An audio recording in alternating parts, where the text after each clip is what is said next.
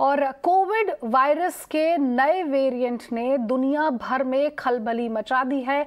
भारत सरकार कोई भी लापरवाही बरतने के मूड में बिल्कुल नहीं है।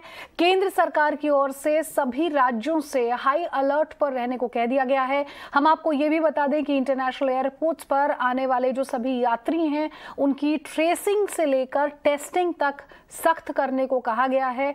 और अब जो केंद्र सरकार है वो किसी तरह की भी ढील बरतने को तैयार नहीं है। यहाँ पर वैक्सीनेशन की मौजूदा रफ्तार को भी बढ़ाने को यहाँ पर कहा गया है। समीर दीक्षित मेरे साथ ज्यादा अपडेट के जुड़ गए हैं। समीर, क्या कुछ और जानकारी आपके पास है? ये बात तो तय है कि केंद्र सरकार किसी भी तरह की ढिलाई बरतने के मूड में नहीं है। राज्य सरकारों को क्लियर इंस्ट्रक्शंस भी दे दी गई हैं।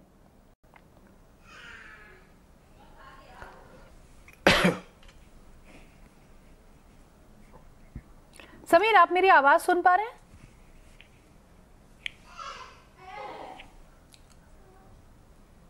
चलिए, समीर से हम दोबारा संपर्क साधने की कोशिश यहाँ पर करेंगे। लेकिन देखिए, आज कोविड वायरस का जो नया वेरिएंट है इसने दुनिया भर में खलबली मचा दी है। हम आपको लगातार बता रहे हैं कि कैसे सेंट्रल गवर्नमेंट जो है उसने सतर्कता यहाँ पर बरतते हुए पहले ही राज्य सरकारों को अब आदेश दे दिए हैं कि आप अपनी टेस्टिंग यहाँ पर बढ़ाइए, आप तमाम तरह की जो वैक्सीनेशन ड्राइव है उसमें यहाँ पर इजाफा कीजिए। और पिछले कुछ महीनों में कोविड के मामले कम होने से जरूर जिंदगी पटरी पर लौट रही थी और इस बीच दक्षिण अफ्रीका से निकले वायरस के इस नए वेरिएंट की खबर ने बेचैनी बढ़ा दी है। लोगों के मन में तमाम तरह के सवाल भी उठ रहे हैं कि क्या फिर से कोविड की दूसरी लहर जैसे हालात बन सकते हैं। देखिए हमारी ये खास रिपोर्ट। भारत में कोविड के मामलों में लगातार आ रही कमी के बीच एक नए वेरिएंट की खबर ने हड़कंप मचा दिया है। नए वेरिएंट का नाम B1.1.529 बताया गया है और ये भारत में तबाही मचा चुके डेल्टा वेरिएंट से भी ज्यादा खतरनाक बताया जा रहा है। दरअसल दक्षिण अफ्रीका में कोरोना के मामलों में एकाएक तेजी आने के बाद जीनोम सीक्वेंसिंग से नए वेरिएंट का पता चला।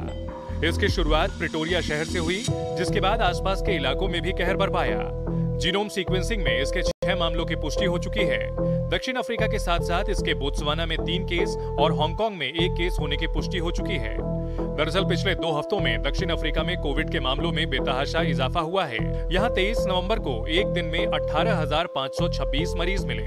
2 हफ्ते पहले तक देश में रोजाना औसतन 283 केस आ रहे थे, जबकि नए वेरिएंट के आने के बाद अब दक्षिण अफ्रीका में रोजाना औसतन 3,655 कोरोना मरीज सामने आ रहे हैं।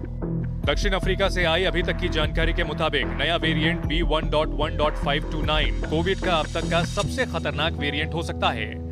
दावा किया जा रहा है कि ये दुनिया भर में तबाही मचाने वाले डेल्टा वेरिएंट से भी ज्यादा संक्रामक है।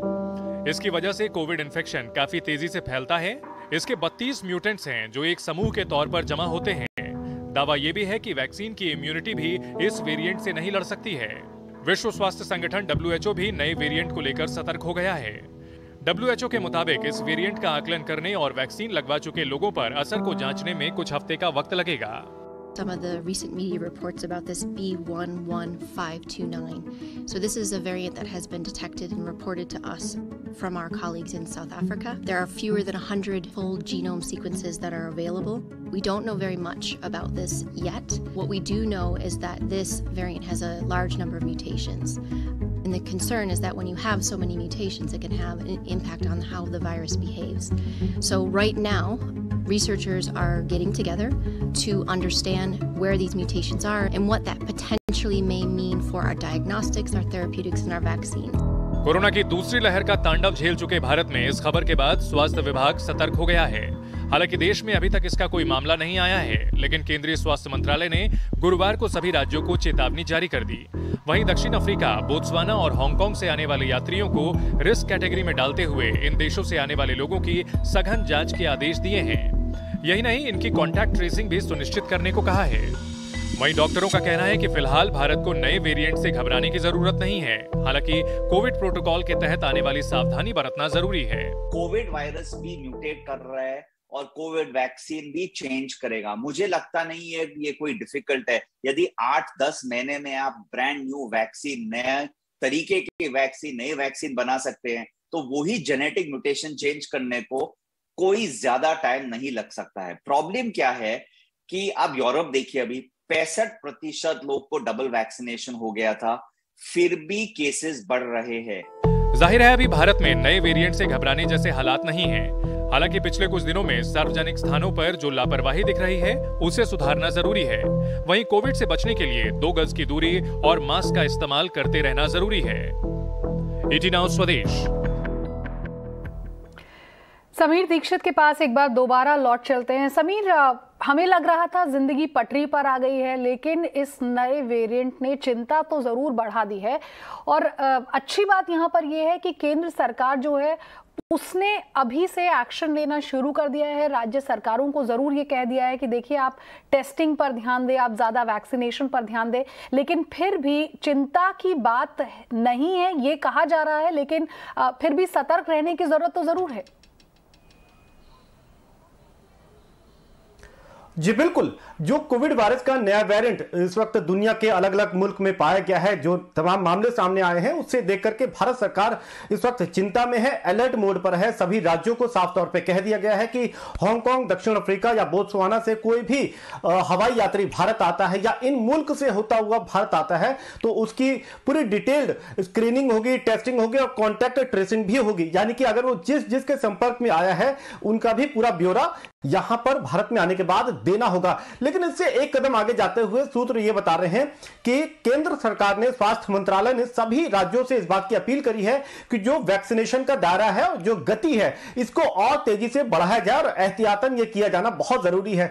सरकार ने साफ तौर पर कहा है कि वैक्सीनेशन अगर ठोस इलाज नहीं है तो एक बेहतर सुरक्षा कवच जरूर है।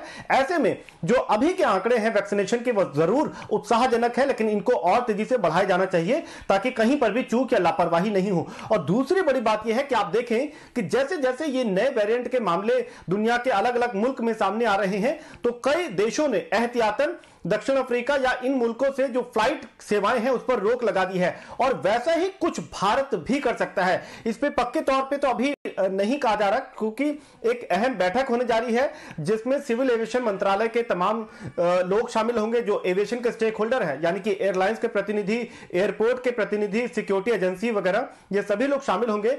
माना यह जा रहा है कि सरकार 2 कदमों पर विचार कर रही है। या तो टेम्परेरी फ्लाइट बैन एक विकल्प हो सकता है, यह कड़ा कदम होगा, या फिर अगर जो इन अफेक्टेड कंट्रीज से कोई भारत आता है तो उनका 14 दिन का कंपलसरी क्वारंटीन किया जाना चाहिए। तो इस तरीके के जो ठोस या सख्त कदम हो सकते हैं जो उस पर सरकार विचार कर रही है और इस पर एक औपचारिक फैसला मीटिंग के बाद लिया जा सकता है। अभी सरकार इस वक्त एहतियातन सारे कदम उठा रही है और देख रही है कि WHO का क्या रुख रहता है ताकि भारत सरकार के कदम भी उसके साथ तालमेल बिठा सके। जी बिल्कुल, और इन सबके बीच आपने जो अपडेट दिया उसके लिए तो समीर आपका बहुत बहुत शुक्रिया। लेकिन हमारे दर्शकों को हम एक बार फिर से बता दें कि जो कोविड के प्रोटोकॉल्स हैं, आप मास्क जरूर पहने, 2 गज की दूरी बनाए रखें। जिस तरह से बाजारों में भीड़ लगातार बढ़ रही है वो भी चिंता का सबब आने वाले समय में बन सकता है। समय समय पर अपने हाथ धोएं, इन तमाम बातों का ख्याल आप यहाँ पर जरूर रखें। बहुत बहुत शुक्रिया।